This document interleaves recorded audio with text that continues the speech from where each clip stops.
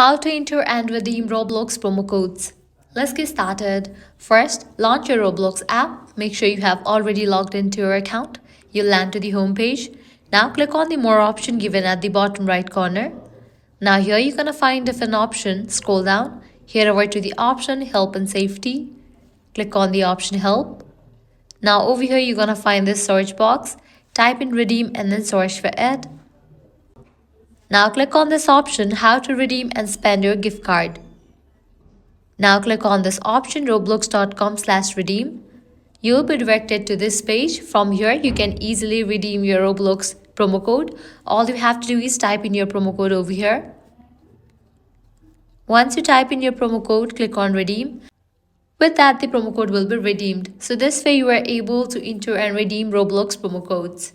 If this guide was helpful, don't forget to like, share and subscribe to our channel. Thanks for watching.